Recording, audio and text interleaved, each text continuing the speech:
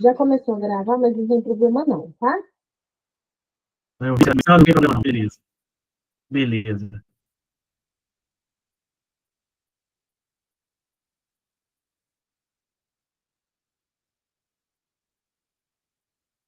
Pessoal, boa noite.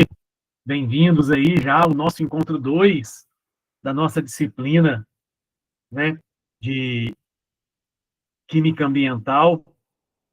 Então, olha como o tempo passa rápido, né? Já estamos aí no nosso segundo encontro. Consideramos aí um pouco mais da metade em relação ao final do curso. E olha como o tempo passa rápido, né? Se realmente existe algo democrático no mundo, chama-se tempo.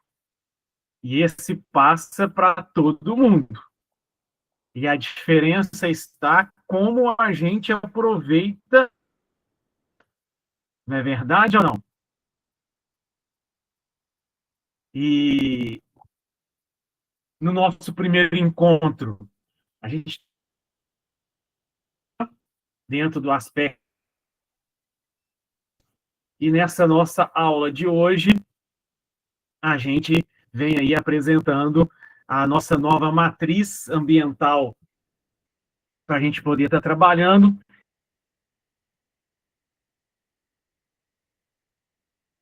Que hoje em dia. Então, a gente, Professor Wilson, tá dando uma cortadinha uma no solo seu na química áudio. ambiental, eu posso analisar o solo.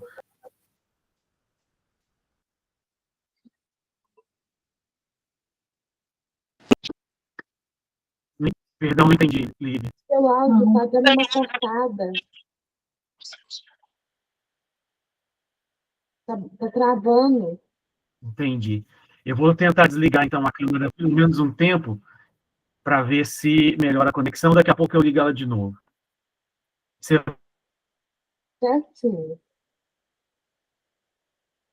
vai me ajudando aí, Lívia? Certinho, pode deixar. Aparecendo para vocês? Sim. Não, beleza.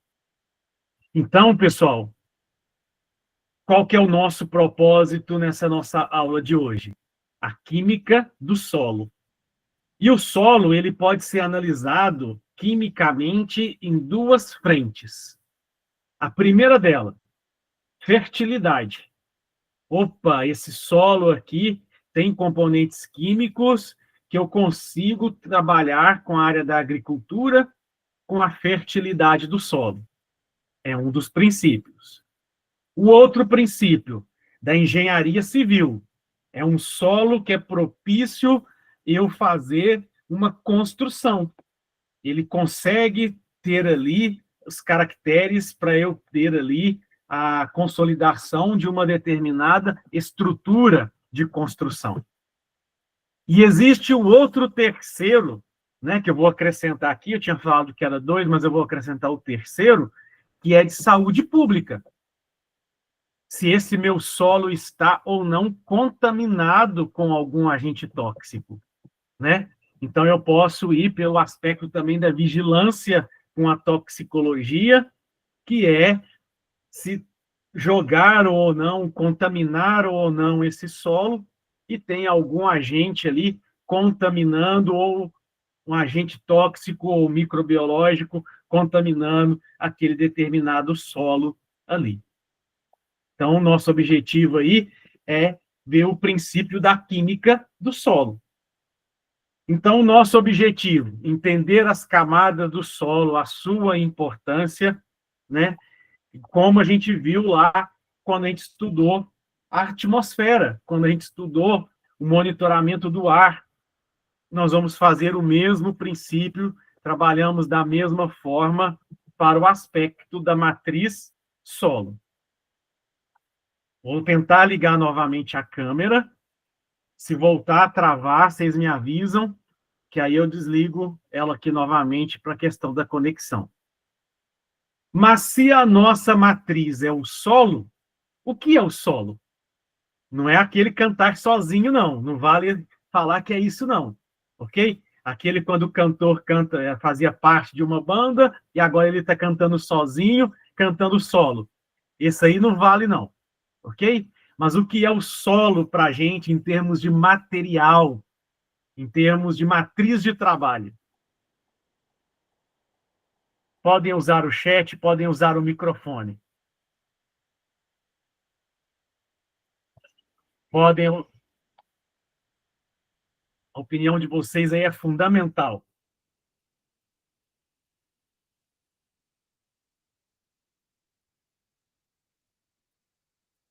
Quem aí me ajuda? O que é solo para vocês?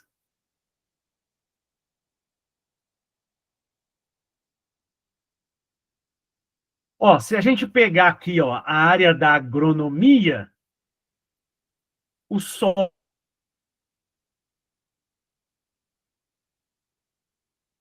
é a camada de terra.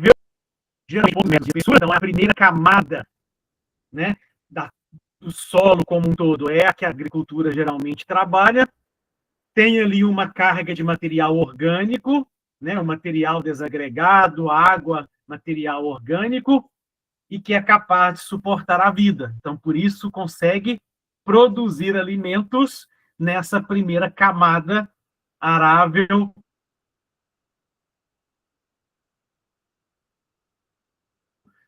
né, que mas que a agricultura não usa, ok?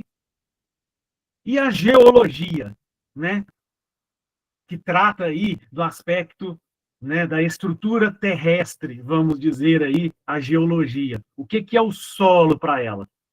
Trata-se de um material não consolidado, porque a última camada é, né, ou primeira camada lá embaixo, é uma camada de rocha consolidada, que essa camada vai sofrendo os processos de desgastes pela questão da intempérie, do tempo, chuvas e assim por diante, vai desgastando e vai liberando as outras camadas que estão acima.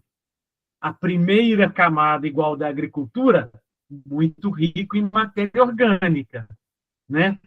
Mas aí eles chamam não consolidado, porque não está ali na forma de rocha, igual a matéria consolidada. Então, é resultante do processo das intempéries. A rocha consolidada gastou, desgastou, né? Sofreu aí os processos intempéricos e essa parte aí que foi sedimentada, liberada para a camada mais de cima, ele chama aí de solo para a área da geologia. É a camada mais superficial da crosta terrestre para a geologia, proveniente do desgaste de uma rocha consolidada, porque sofreu intempéries. Temos aí a definição, né? Então, é um material friável que pode ser escavado por processos simples ou por processos como utilização de explosivos, pás, inchadas, picaretas. Então, eu consigo perfurar essa camada de solo para poder fazer ali, ó, suporte para construções e como material de construção. Então, para a área da engenharia, o solo ele pode ser um suporte ou ele pode ser usado como material de construção, né? Eu posso utilizar a camada da areia, eu posso estar utilizando a camada, né, de argila ali como um processo de material de construção, além de poder perfurar e construir ali a minha base da minha construção para o processo da engenharia. Mas de uma forma, né, que a gente pode também definir corpo natural dinâmico. Por que dinâmico? Porque ele está em movimento. Ele veio de um processo que desgastou de uma rocha consolidada. Ele está ali solto ali, né? Constituído por minerais. Então eu tenho minerais importantes como cálcio, magnésio, né? Fosfato, né? E matéria orgânica proveniente aí da decomposição de alguns folhas, seres vivos, de alguns vegetais, de alguns animais, né, que contém matéria viva, né, próprios vegetais ali, é diferenciado em horizontes. Então, eu tenho a primeira camada que eu vejo, que ela vai ser rica e que vai ser usada pela agricultura, pela engenharia, né? E tenho as profundidades que são variáveis, né? Então, eu costumo começar pela rocha consolidada, os desgastes que vão, e aí vai conseguir, inclusive, ter a definição se é argila, se é cascalho, né? Se é areia, de acordo com a granulometria desse sedimento variável, né?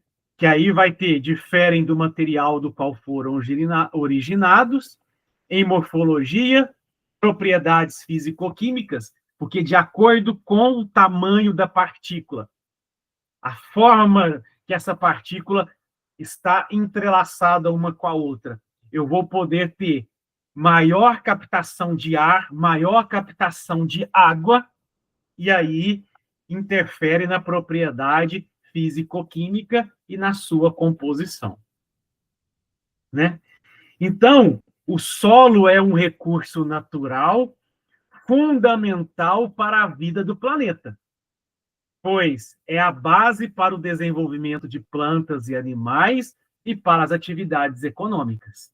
Nós precisamos do solo para nos suportar, não é verdade? Para fazer a produção de alimentos aí, né, em especial aí a agronomia, para construirmos local onde que podemos nos abrigar em nossas casas. Então ele é extremamente fundamental para a sobrevivência do planeta, ok? Para a nossa sobrevivência. Então, os solos dão suporte à grande maioria das fundações de construções civis e desenvolvimento da agronomia. Precisamos do solo para produzir alimentos e precisamos do solo para construir os nossos abrigos.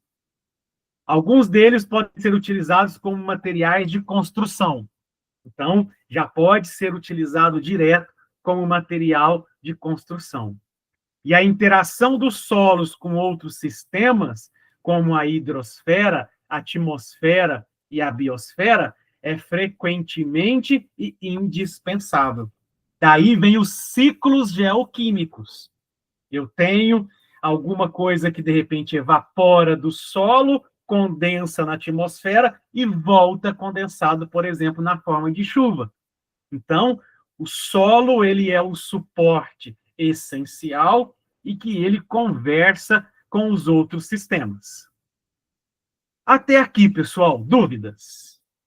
Quem está aí assistindo no momento síncrono, dúvidas? Antônio, Elisângela?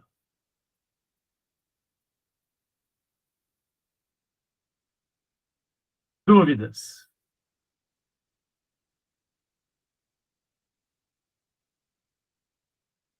Também está tudo ok. Beleza, Elisângela. Vai entender aqui. Obrigado, Antônio.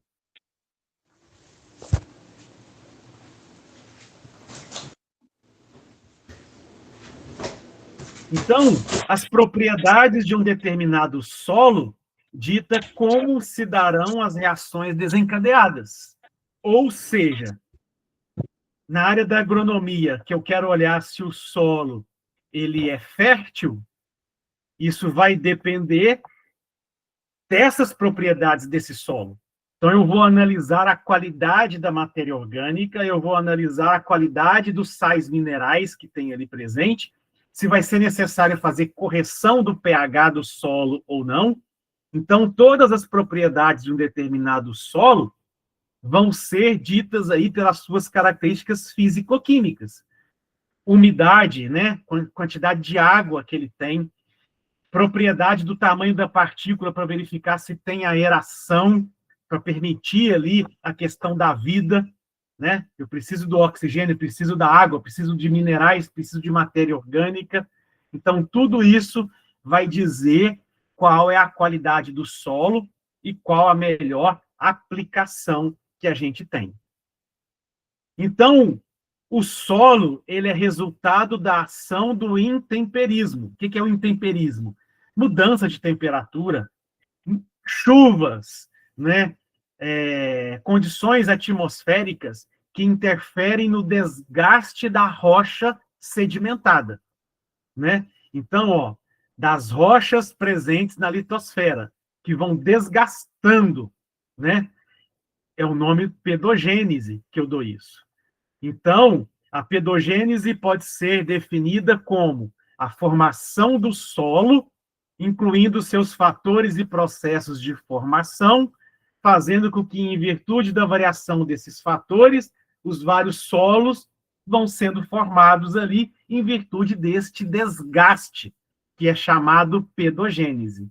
Então, o desgaste da rocha mais profunda, consolidada, por causa das intempéries ambientais, as modificações ambientais e a própria ação humana, vamos dizer assim, vai gerando o desgaste dessa rocha e formando o solo. Então, é o que a imagem está mostrando aqui para a gente. Ó. Eu tenho uma rocha consolidada e essa rocha vai sofrendo ataque intempérico, ataque das mudanças do clima, seja de temperatura, seja de umidade, atmosfera, e isso vai gerando o desgaste dessa rocha, que vai liberando para cima dela essa porção não consolidada como a rocha, que é chamada, então, de solo com o passar do tempo, sofrendo essa intempérie. E aí a gente chega no que a gente chama a composição do solo. A composição do nosso solo, né? Então, a composição do nosso solo, olha só lá no fundo, olha, vamos começar pelo fundo. Eu tenho a rocha sedimentada. Essa rocha sofre processos intempéricos e começa o desgaste dela. Então, o desgaste dela gera esse material parental, ou seja, os primeiros materiais sedimentados da rocha que estava consolidada. E aí, depois eu venho à etapa do subsolo, o solo superior, e eu chego no solo que a gente conhece. São as duas primeiras camadinhas aqui, ó. É o que eu chamo do solo orgânico. Então, aqui, ó, nessa primeira camada, que é a nossa camada do horizonte, que é aquela que a gente está aqui como uma vaquinha. Ela está vendo o seu horizonte. É como se fosse a gente olhando. Então, essa primeira camada do solo é a camada que a gente habita. É a camada que a gente está. Aqui eu tenho matéria orgânica solta, né? Como restos de animais, plantas, que eu tenho uma grande quantidade de matéria orgânica, que serve de material para a vida, né? Para a regeneração da vida, né? E eu tenho uma segunda camada, que é onde que tem as perfurações, é onde que a agronomia faz o arado para poder fazer um movimento entre a primeira e a segunda, que ela é rica em material mineral, né? Misturada com o humus. Então, onde que a gente, ser humano, quimicamente mais trabalha? Nessas duas primeiras aqui que a gente chama orgânica, onde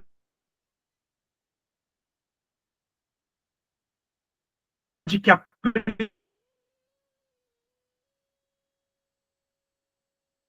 primeira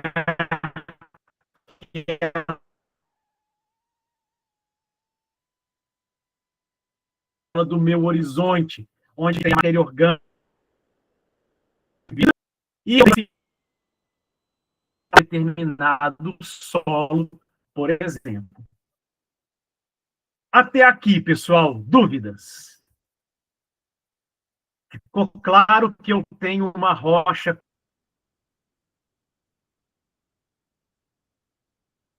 com o nossa primeira camada, rica em matéria orgânica e rica em material inorgânico, sais minerais que estão no solo?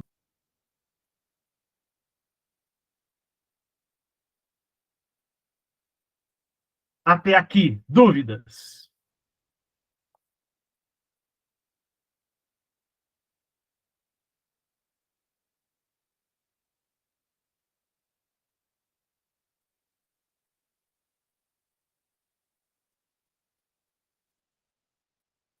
A primeira posição que mostrou lá aquela nossa imagem é a do nosso horizonte, onde que predomina os resíduos orgânicos, né? Um papel importante aqui nessa reciclagem do material orgânico, nós temos que pensar aqui em fungos, que fazem a decomposição e a regeneração desse material orgânico, colocando aí como material nutriente que proporciona vida de outros seres vivos. A porção abaixo dessa porção do horizonte é a porção mineral, então está rica aqui em sais minerais, que para a agricultura é muito importante. Está rica em cálcio, fosfato, né? Nitrogênio, para poder fazer aí também a complementação para o processo de obtenção de vida através da agricultura, ou mesmo sem agricultura, para ter aí a vida de vegetais e animais dentro desse contexto. Ok? E a primeira aqui, ó, a rocha consolidada lá no fundão. Olha o desgaste dela, liberando aqui, ó, constituintes não consolidados pelo desgaste intempérico. Eu tenho as camadas do subsolo até eu chegar na camada mais externa, que é a camada que serve em especial para a gente sobreviver e obter aí nossos alimentos e estruturas de sobrevivência, vamos dizer assim, como a gente tem a nossa casa, que nos dá abrigo aí dessas intempéries, vamos dizer assim. É fantástico, né? Entender o solo, né? Entender aí como que é esse preceito.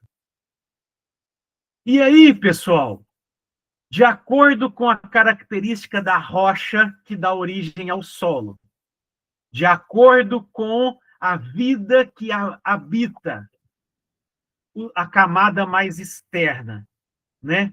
Eu vou chegar numa condição que é a constituição química desse solo. Qual é a constituição química desse solo? E aí o que acontece? O solo vai ter uma cor típica dos resíduos de matéria orgânica que geralmente são recorrentes nele e dos sais minerais, né, da substância inorgânica que também faz parte dele. E aqui, não sei se vocês já viram, é comum, por exemplo, quando você passa por região agrícola, né? Pegando aqui, por exemplo, a nossa região do Alto Paranaíba, do Triângulo Mineiro, né? Quando você pega estradas que ligam uma cidade à outra, você vê, por exemplo, opa, olha que solo vermelho. Ele é bom para agricultura. E logo depois você vê um arado, deixando ele lá misturado, mistura orgânica da primeira fase com a inorgânica da segunda, e ele lá vermelhinho já produzindo, né? Você vê que ele realmente, aquela cor diz muito qual o tipo de matéria orgânica que tem, qual o tipo de sal mineral tem ali, e diz qual a propriedade, né, que de repente pode ter aquele determinado solo. Quem de vocês aí já viu isso? Alguém já comentou isso com vocês?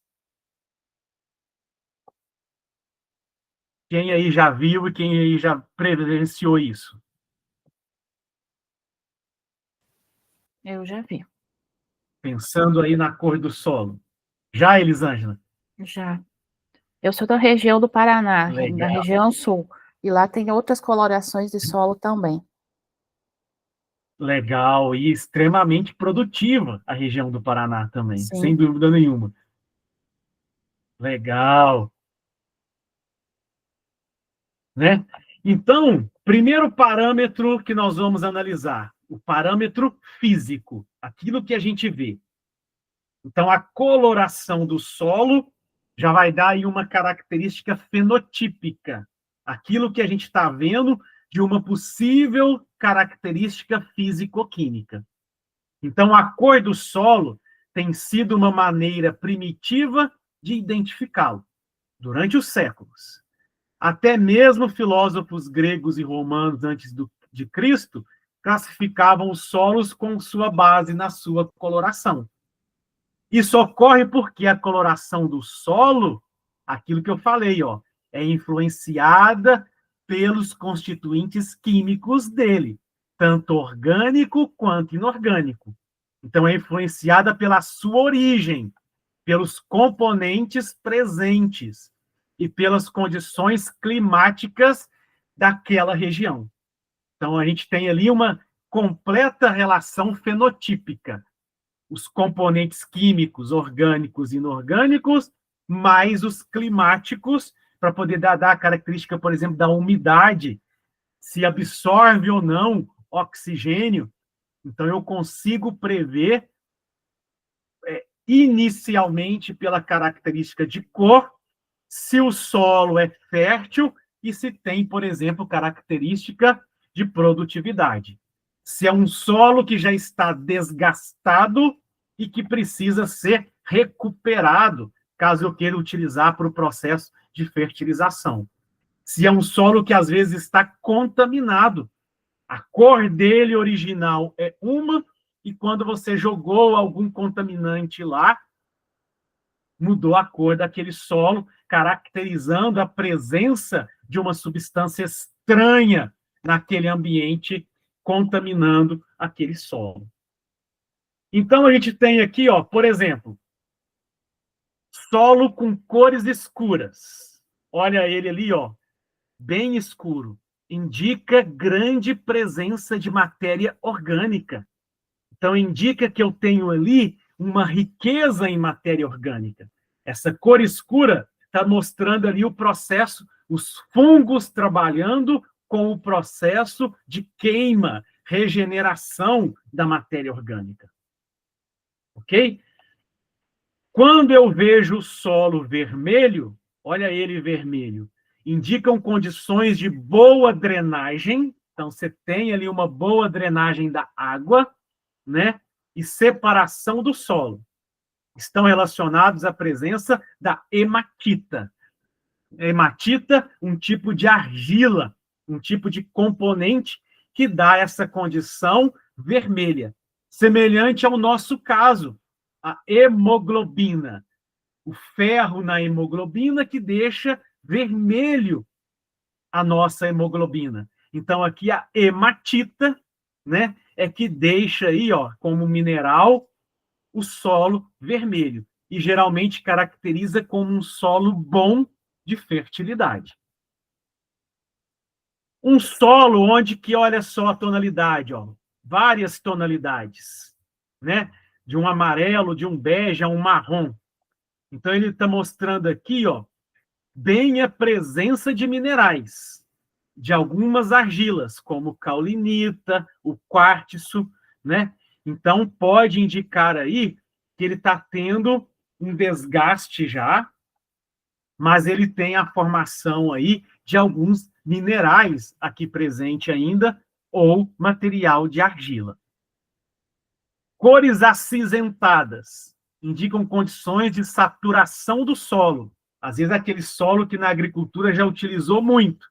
Ele era inicialmente até vermelho, mas foi tão usado, que saturou o solo. Ok? Então, reduziu o ferro, olha. Saiu da cor vermelha do ferro e foi para uma cor acinzentada. Redução do ferro. Então, esse solo também precisa ser recuperado. Cores amareladas podem indicar condições de boa drenagem, mas com regime mais úmido.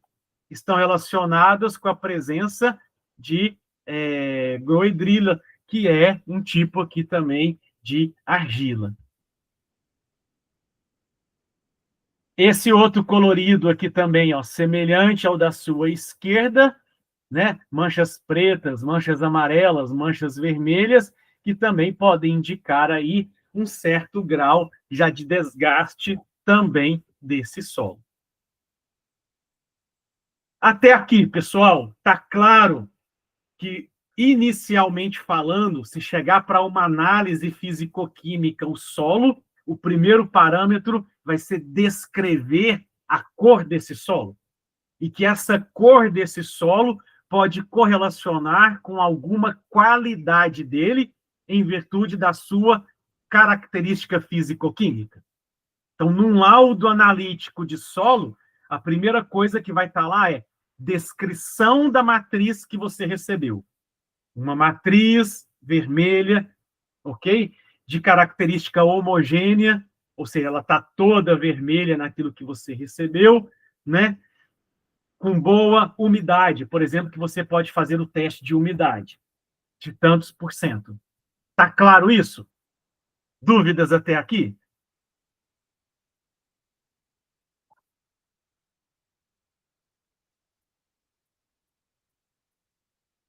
Dúvidas ou tranquilo?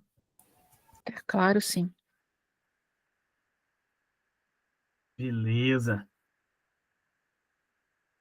Outra característica importante de se analisar do solo. E aqui a gente vai utilizar tamizes, vulgo peneiras, para que a gente possa trabalhar a textura do solo. Ou seja, de acordo com a granulometria do componente do solo, ele vai ser caracterizado em argila, silt ou areia. Então, ó, a textura do solo, o tamanho da partícula, vai me dizer se esse solo está com uma característica argila, silt ou areia, né? Então, a produção desses componentes depende do tipo de rocha e do intemperismo que ela sofreu. Então, olha que tudo começa com a rocha lá do fundo. A forma como ela sofreu o desgaste, formou o tamanho das partículas, como que essas partículas conseguem absorver oxigênio e água, né? E o tamanho dessas partículas vai classificar em argila, silt ou areia. Então, para determinar a textura, né, pelo tato, né, nós vamos utilizar aqui, ó, umedecer uma amostra de solo e trabalhar com ela em dedos.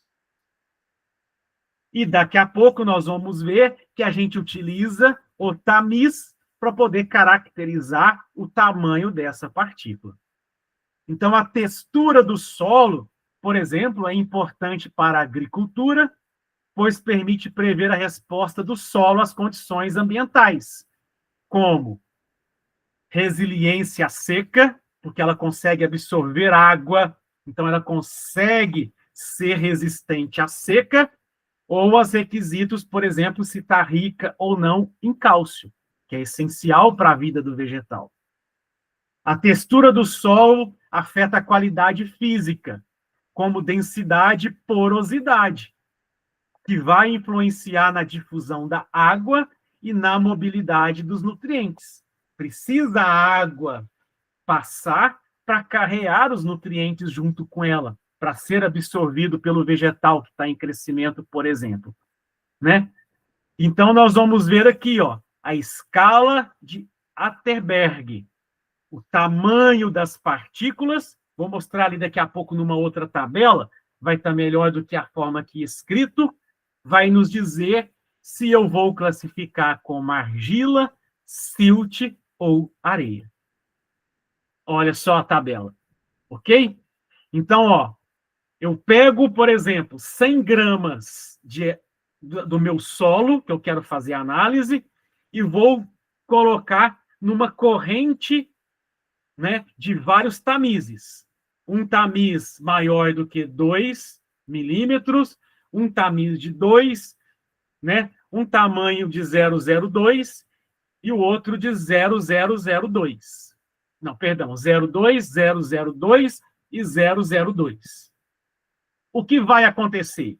Peguei 100 gramas do solo. E aí eu vou verificar o percentual. Se o maior percentual ficou retido no maior de 2 milímetros, é cascalho. Se ficou a maior parte retido entre 2 e 0,2, é areia grossa. Se a maior parte ficou retida entre 0,2 e 0,02, é areia fina. Se a maior parte ficou entre 0,02 e 0,002, é silt. E se ficou, a maior parte passou e ficou retida na menor de 0,002, eu chamo de argila. Então, a textura do solo é determinada pelo diâmetro, ou seja, o tamanho das partículas. Ok? Partículas maiores é cascalho, e as partículas menores, pozinho mesmo, já é argila. Ficou claro isso daqui? Então, isso aqui é um teste que é feito. Você tem ali, é como se fosse uma torre de peneiras, uma torre de tamizes.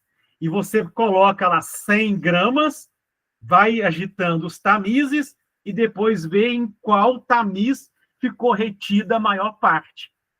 E aí você vê, ó, se classifica de acordo com o tamanho da retenção do tamiz, o tipo de solo que a gente tem ali, baseado no tamanho das partículas.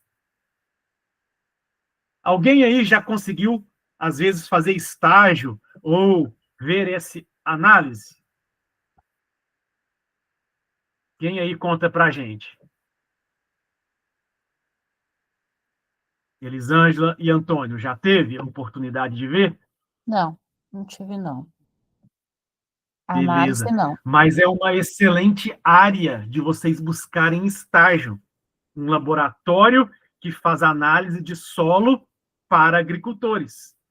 Então, no Paraná, Minas Gerais, São Paulo, Goiás, que são regiões muito ricas, todas as cidades que têm um grande polo agricultor têm sempre laboratórios ambientais que fazem análise de solo. E uma delas vai ser essa da textura. Fica aí a dica de vocês buscarem estágio nesses laboratórios. Combinado? Combinado. Isso daí, show de bola. Outro teste, outra análise que é realizada para a nossa matriz solo é a umidade e porosidade. Por que que essas duas características são importantes? Porque elas estão diretamente relacionadas com a retenção de água e de ar que eu tenho. Né? Então, a umidade está me dizendo o quanto de água eu consigo reter, o quanto eu consigo ser resistente à seca, e a porosidade está dizendo o quanto eu consigo fazer o fluxo de água correr nesse meu solo com os nutrientes, porque ela vai passando e vai carregando os nutrientes, e também o ar. Então, eu preciso da água, dos nutrientes e do ar para que possa gerar vida ali. Então, a umidade é a relação entre a massa de água e a massa de sólido. Teste extremamente fácil. Eu pego 10 gramas do meu solo, peso 10 gramas dele, como ele chegou para mim in natura, e coloco ele na estufa. Por exemplo, vai ficar lá na estufa 70 graus durante 48 horas. Estou evaporando a água que está nele ali. Então, se inicialmente eu tinha 10 gramas, após 48 horas de secagem, eu vou lá e agora tem 8 gramas. Quer dizer que tinha 2 gramas, era água que evaporou. Então, 20% era água naquele solo, por exemplo. Consegue fazer, ó, exatamente, ó, relação massa de água pela massa de sólidos ou pela massa final que eu tenho. Então, eu pego uma tomada de ensaio, sei ali a quantidade do meu solo in natura, coloco para secar e, por diferença, o peso final menos o peso inicial, eu tenho o que era a quantidade de água, porque o que evaporou ali foi a minha água. Eu tenho ali o teor de água. Porosidade agora, olha. A porosidade do solo é a fração do volume total do solo que pode ser ocupada por água e ar. Então, a porosidade é importante porque ela é que absorve a água e o ar necessário para a vida naquela primeira camada horizontal que a gente estava ali. Então, como que eu posso fazer isso? Pego 10 gramas do meu solo e vou agora colocando pequenas quantidades de água e vou vendo qual a quantidade que consegue ser absorvida por esses poros, né? Então, a porosidade é calculada pela diferença entre o volume total do material seco e o volume ocupado pela água quando o material está submerso. Aí a gente consegue fazer o teste da porosidade. Então, a porosidade, olha que dado importante. Ela é determinada pelo arranjo, como que as partículas se organizam, né, no contato umas com as outras, para poder deixar ou não espaços, para deixar ou não poros por onde a água e o ar vai passar. Então, a porosidade é influenciada pelo arranjo das partículas. Já vou colocar aqui uma imagem, olha. Uma partícula organizando com a outra. Olha na areia, o tamanho da partícula é maior. Então, eu tenho menor retenção de água, mas eu tenho maior drenagem. Típico, característico da areia. E lembra, a areia eu tenho um tamanho de partícula maior. O silt, eu tenho aquele tamanho de partícula médio. Então, ele se organiza, né? Então, eu tenho aqui média retenção de água e média drenagem, vamos dizer assim, no silt. E quando eu vou para a argila, olha o quanto uma partícula está bem próxima da outra, não deixando espaço. Então, eu tenho aqui muita retenção de água, mas pouca drenagem, porque tem uma partícula muito perto da outra.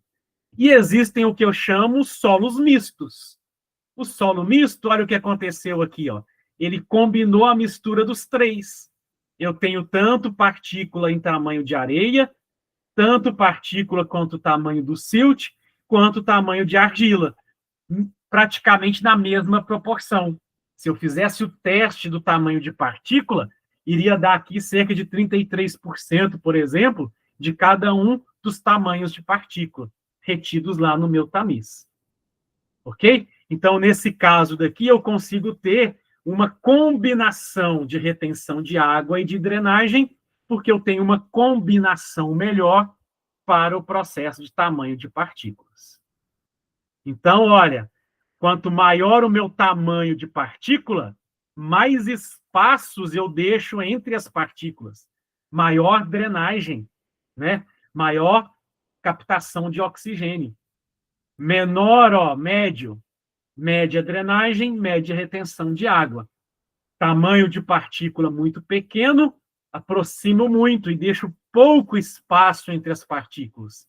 Então, baixa drenagem, né? Mas eu consigo ter boa retenção de água. Até aqui, pessoal, dúvidas? Teste de umidade de porosidade. Dúvidas? Importantes para a característica do solo e para garantir vida no solo, porque é onde que eu tenho água, oxigênio e transporte de nutrientes. Então, a condição do solo determina se os poros estão ocupados por água ou por ar. No solo saturado, todos os poros estão ocupados por água. No solo úmido, parte dos poros estão ocupados por água e parte por ar. E no solo seco, os poros estão ocupados por ar e não por água. Ok? Então, aquele solo extremamente barrento, ele é um solo saturado. Os poros ali estão todos ocupados por água. O solo úmido, que é o solo bom para a agricultura, beleza? Por isso que você também tem que fazer a irrigação, né? Por isso que o solo tem que ser resistente à seca, porque ele é úmido. Então, parte dos poros estão ocupados por água, parte estão ocupados pelo ar.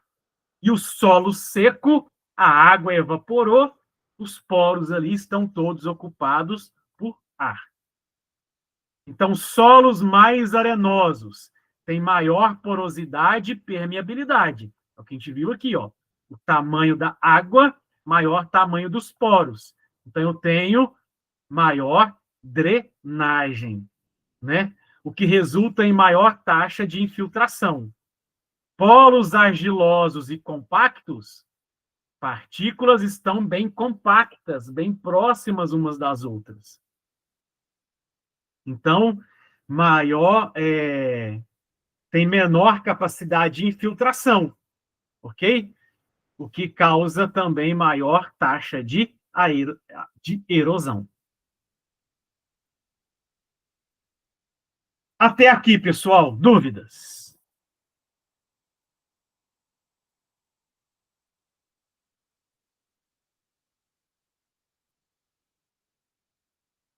Elisângela, Antônio e demais.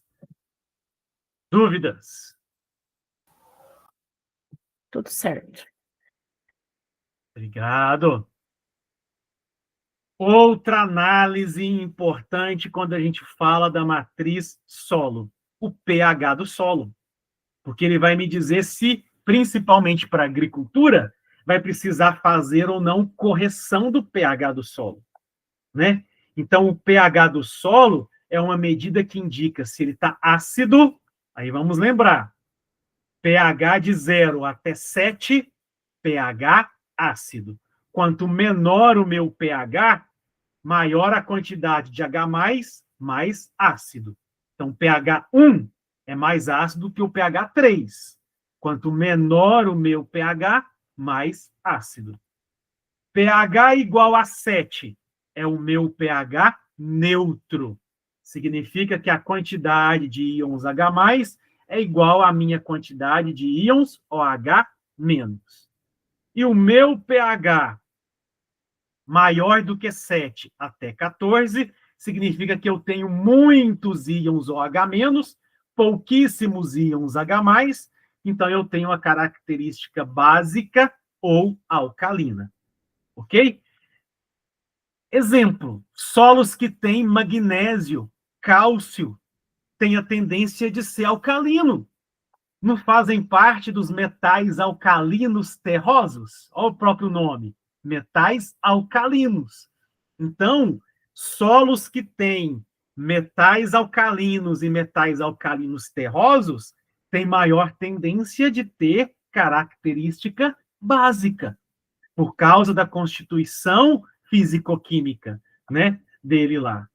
Então, ó, a maioria dos solos tem pH entre 3,5 e 9,5, sendo que os solos com pH abaixo de 7 são ácidos e com pH acima de 7 são os alcalinos. Segue a regra da tabelinha do pH. Ok? Lembrando como que a gente calcula pH. Matematicamente, usa a fórmula pH é igual a menos log de H+. Instrumentalmente, eu posso usar para determinar o pH o pH-metro, né? Ou posso estar utilizando a fitinha de pH.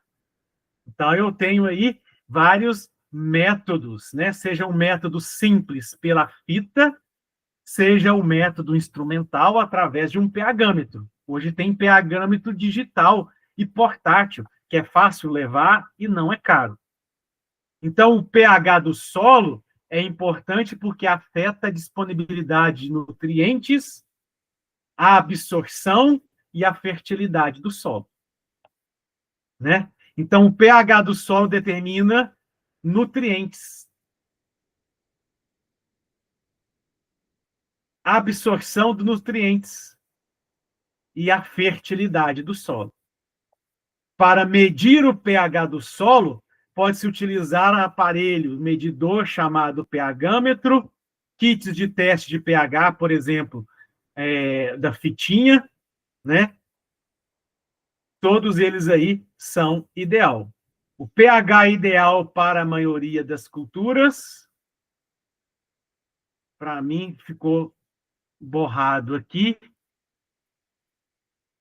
Quem vê aí o valor, fala para a gente. Para mim ficou borrado aqui, eu não estou conseguindo ver.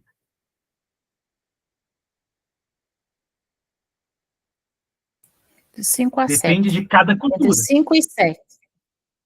Entre 5 e 7, né? Sendo que cada cultura tem o seu pH típico característico, ok? Então, é entre 5 e 7, mas tem que estar de acordo com a característica intrínseca daquela cultura. Então, ter essa certeza aí para poder fazer a correção do solo. Peguei o solo, ele está com pH 4, eu tenho que adicionar cal, eu tenho que adicionar hidróxido para basificar esse solo, deixar ele menos ácido, para ficar na faixa, por exemplo, se aquela planta vai ser ali com pH 6,5, por exemplo, ele estava 4,5, eu preciso fazer a correção daquele solo. Então, a adubação do solo é exatamente isso, né? É quando a gente tem um preceito para poder desenvolver um solo com capacidade de crescimento de vegetais. Então, é a prática agrícola que é repor os nutrientes do solo, repor ou corrigir o pH do solo, para poder voltar ele de forma saudável e produtiva. Ok? Nós que somos do interior, a forma mais fácil que alguém tem aqui de usar adubo, que eles falam a adubação, é utilizar aí o esterco, né? O cocô, daí, por exemplo, de vacas, né? De bovinos aí, como esterco, para poder tentar repor alguns constituintes naquele solo, principalmente aí em cultura familiar, vamos dizer assim, né? Mas, teoricamente, a minha adubação pode ser orgânica, né? O que é essa adubação orgânica? Eu vou colocar ali semelhante ao que a natureza faz. Como que a natureza faz uma adubação natural ali?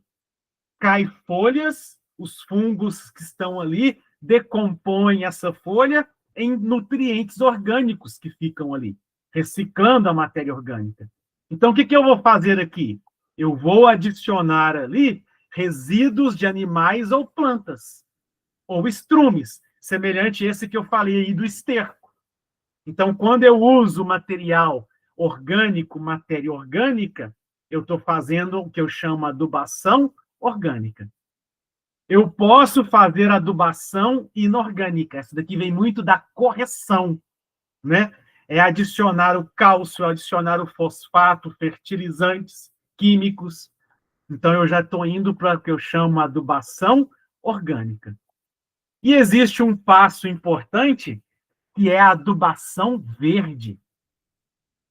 Eu vou plantar o milho, mas entre o milho eu vou colocar uma outra cultura que eu sei que ela pode fornecer nitrogênio, fósforo para o meu milho. Então, eu estou fazendo aqui o quê? Uma cultura produzindo material para a outra. Uma planta produz alimentos para outra planta.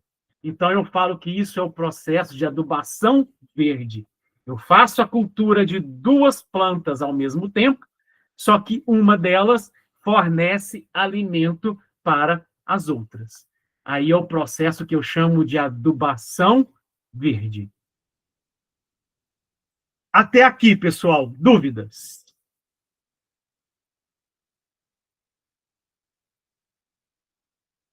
Até aqui, dúvidas? Esses princípios físico-químicos, analíticos, que é algo que vocês aí, como técnico em química, poderão fazer.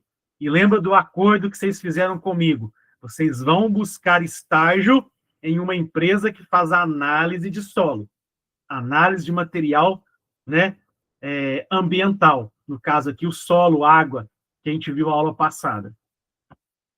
Perfeito ou não? Combinado?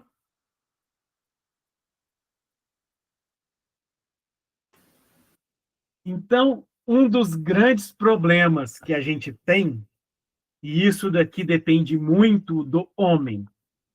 Então, eu falo que é a consequência antropogênica, ou seja, o homem ali, é a poluição dos solos, né? Então, a poluição do solo, ou seja, a camada superficial, aquelas duas primeiras camadinhas que a gente viu, né?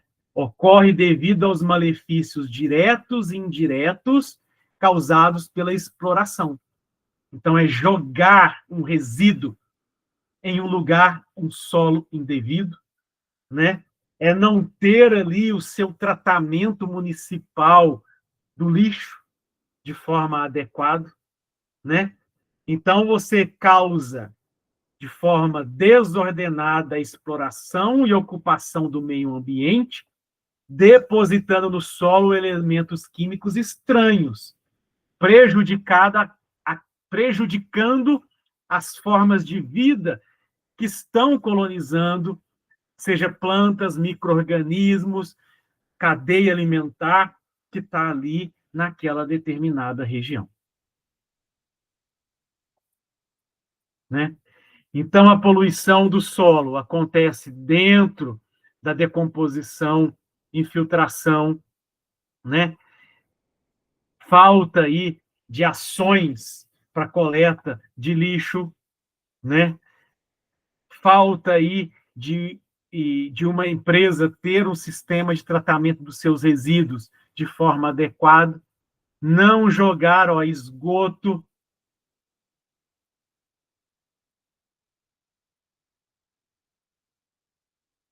e assim por diante. E, infelizmente, o Brasil sofre com uma condição humana inadequada, que principalmente nos lixões, muitos acabam indo buscar lá alimento. É diferente, por exemplo, daqueles que ficam catando latinha para fazer a reciclagem e vender. Muitos ali estão tentando buscar uma certa sustentabilidade financeira. Mas, infelizmente, a gente tem aqui um processo de decomposição da saúde humana, da condição humana, onde que muitos acabam indo buscar lá alimentos, resto de alimentos, né? Então, existe um problema aqui de saúde pública. Se falta saneamento básico e a falta do tratamento do lixo é um problema de saneamento básico, você também tem maior risco de saúde, maior gasto, maior custo com saúde, porque você também não teve uma condição ideal de tratamento, uma condição ideal de processo de cuidar da saúde daqueles que precisavam ali. Existem determinados resíduos que precisam ser incinerados. Por exemplo, resíduos de saúde, resíduos químicos, resíduos tóxicos, beleza? Esses não podem retornar para o solo, por exemplo, aí, num resíduo normal. Eles retornam, por exemplo, quem trabalha em área de saúde, né, vê que toda semana passa uma equipe especializada para coleta daqueles resíduos de saúde. E esses resíduos de saúde, o destino dele é incineração. É ali a queima completa dele, a 1.200 graus Celsius, a 1.500 graus Celsius, para garantir toda a sua queima. Então, muitos resíduos tóxicos provenientes aí do sistema de saúde precisam ser incinerados, como processo aí. E aí, uma das possibilidades que muitas pessoas fazem, muitos fazem até de forma doméstica em casa, né? É a compostagem. É utilizar o resíduo de alimentos, por exemplo, como uma fonte de nutrientes para fazer ali uma adubação e ter ali, ó, o crescimento de alface, de couve, né? Num processo aí que ele chama de compostagem, né? Então, também aí bem usual. Algumas pessoas fazem compostagem quando estudam no ensino médio, né? Como esse processo, como é essa ocorrência, como é esse princípio. E como que a gente chama, então, ou classifica os resíduos produzidos, né? Primeiro passo, resíduo reciclável.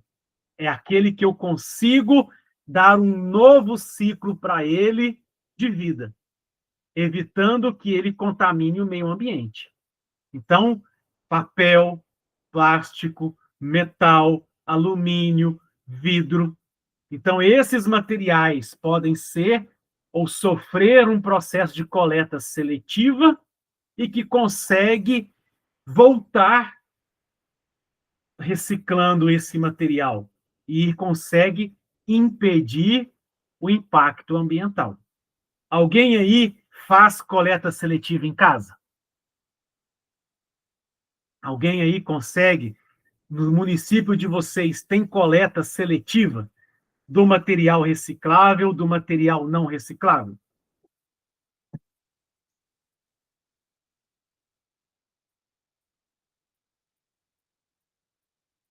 Eu falo, a minha cidade tem, beleza, mas a educação, o povo, ou a falta da educação, o povo não faz. Beleza? Então, não adianta. Muito disso depende da educação, de você, dentro da própria casa, fazer a segregação, né? E já preparar para quando vier a coleta seletiva, levar aquilo que é reciclável de uma forma, daquilo que é não reciclável de outra, né? Então, o resíduo não reciclável, ou rejeito, é aquilo que não consigo reciclar. São resíduos que não podem ser reciclados, ou que estão contaminados com alguma substância perigosa. Ah, ok, é um papel, é um plástico, mas está contaminado, por exemplo, com material biológico, né? Então, ele não pode ir para o lixo reciclável. Entrou em contato com alguma substância química dentro do laboratório, não pode ir para o reciclável.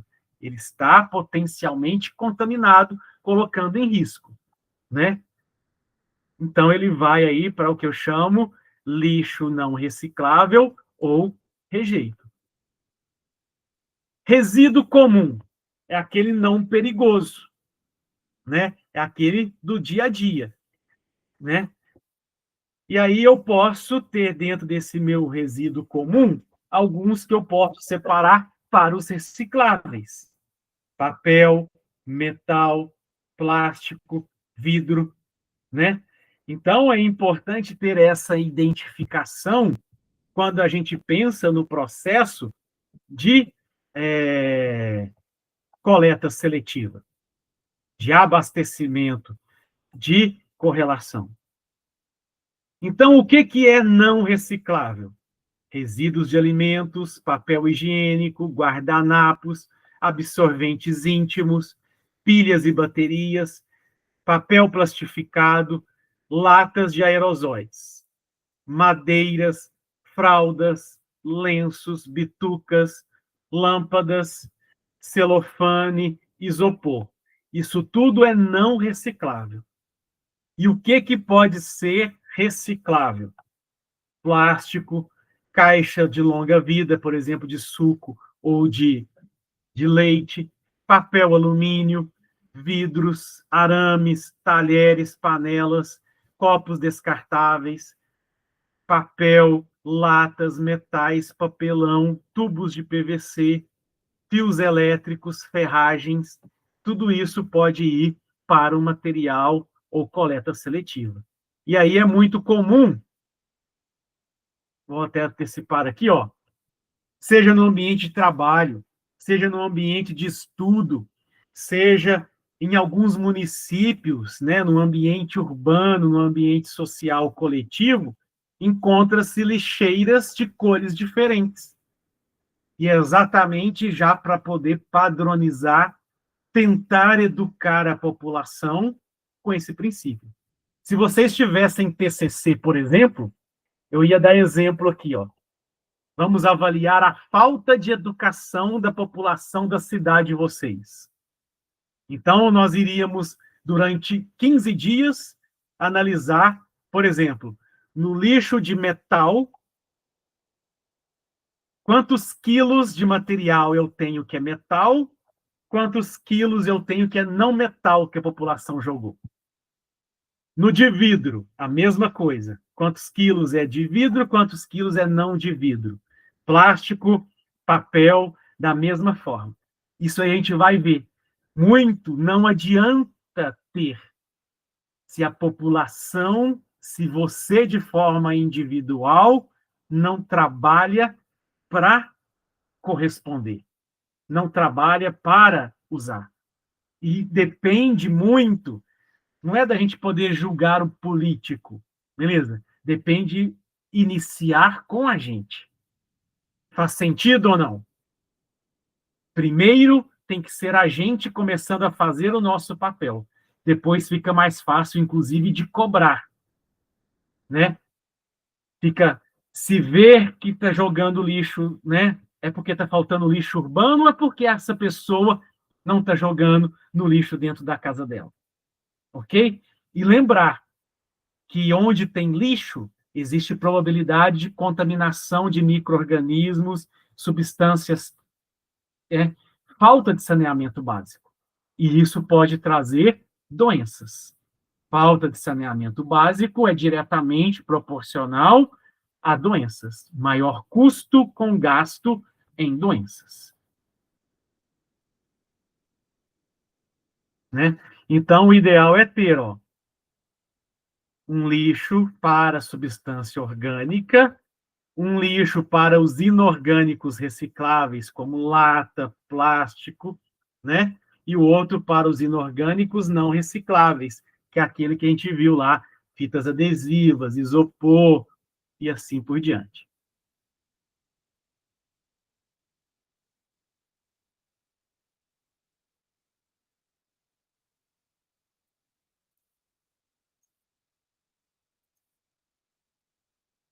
Então, ó, mais um exemplo, né, de coleta seletiva, de processos seletivos, está ou não está no meu condomínio, né?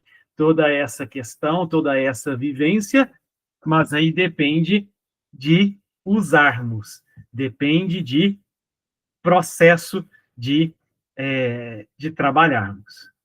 E estamos aí na onda, na era ESG.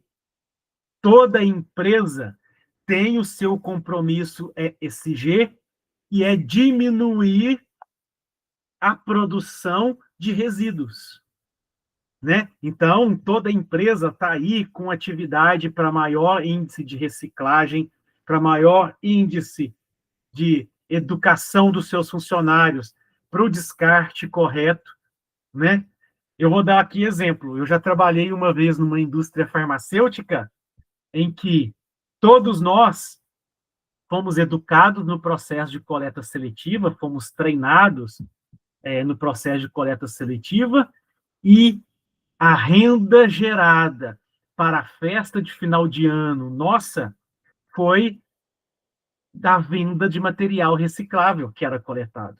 Então, todo mundo sabia, opa, se eu jogar corretamente o material reciclável no pote de material reciclável, vai voltar para mim como uma boa festa de final de ano, né? Então, existem as formas corretas, que começa com a gente, e existem os incentivos para como fazer também o processo, né? E nessa escala ESG, as empresas estão envolvidas e todas elas têm a responsabilidade de reduzir a quantidade de resíduos ou como fazer a correto tratamento, reaproveitamento dos seus devidos resíduos. Então, isso tudo faz diferença, ok? Isso tudo caminha aí para que possa não ter o processo aí. Olha só para vocês verem o papel que precisamos ter e a responsabilidade em educar para não jogar isso no meio ambiente. Latas de aço, tempo de degradação, 10 anos. O isopor, tempo indeterminado, né? Metais, cerca de 450 anos, né? Vidros, indeterminado. Luvas de borracha, indeterminado. Embalagens PETs do nosso refrigerante aí, ó, mais de 100 anos. Então, o nosso ambiente, o nosso solo precisa desse cuidado, precisa dessa atenção e depende da iniciativa, do processo inicial, que é com a gente.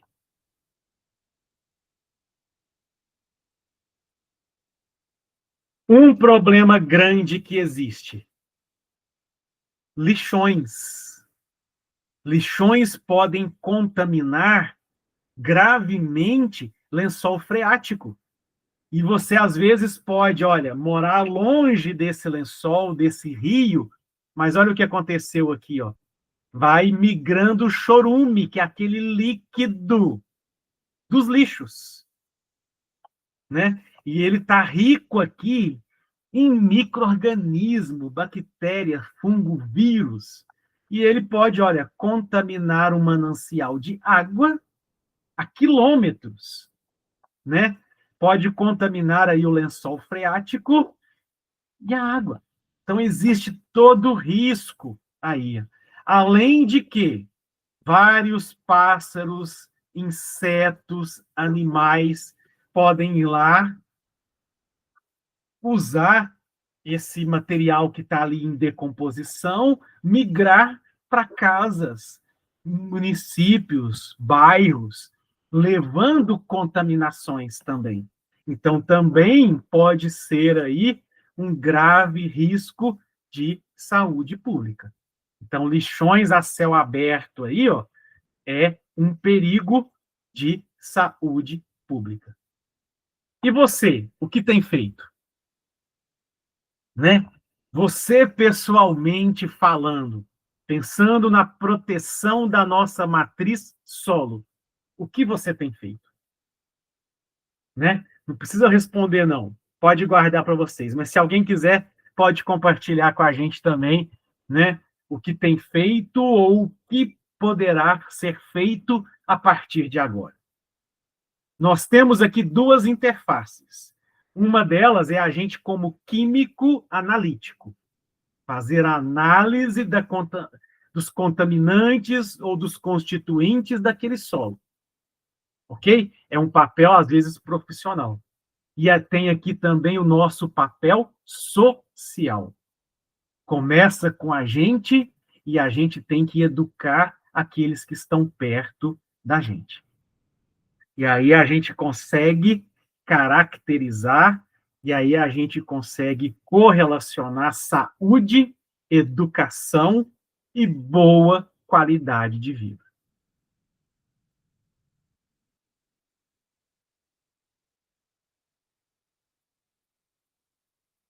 Até aqui, pessoal, dúvidas?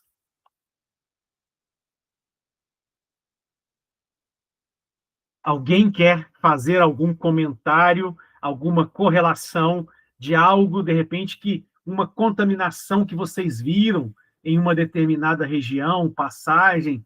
Alguém aí quer correlacionar alguma coisa?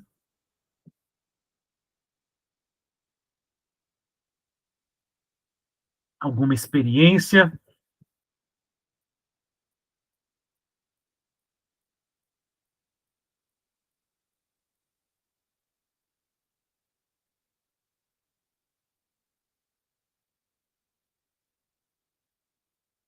Alguma vivência, seja pessoal, profissional, né? Que viveu algum treinamento relacionado aí à gestão de resíduos? Alguém aí quer compartilhar alguma experiência?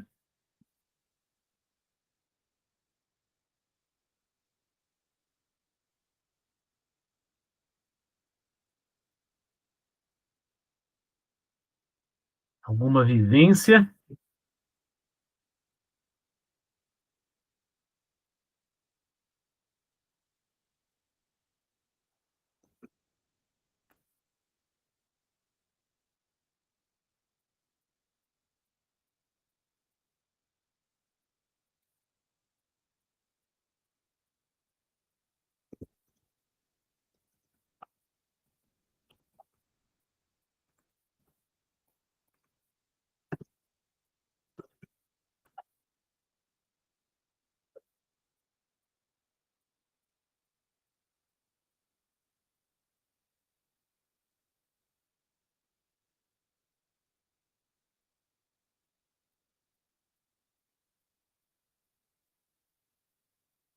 Tinha deixado um vídeo aqui separado, mas aquela hora eu tive que sair e eu perdi ele aqui agora e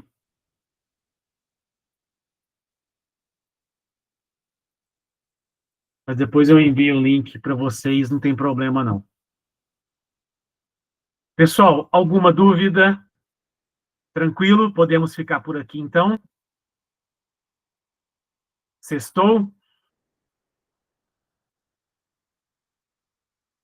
Sextou? Sextou, graças a Deus. Então tá bom. Estamos saindo melhores do que entramos? Com certeza. Bacana, Lisângela. Valeu também, Antônio, e demais aí que agora estão assistindo no momento assíncrono. Grande abraço, pessoal. Fiquem com Deus. Um bom final de semana e tudo de bom aí para todo mundo. Beleza? Grande abraço. Dúvidas, acionem a Lívia e a Lívia me aciona se a gente tiver que complementar alguma informação, mas não fiquem com dúvidas. Um bom trabalho, tudo de bom. Até mais para todo mundo. Tchau, tchau. Tchau, tchau. Tchau, professor Wilson. Muito obrigada. Bom final de semana para você. Obrigado, Lívia. Até mais. Bom final de semana também. Tudo de bom. Bom descanso. Até. Obrigada.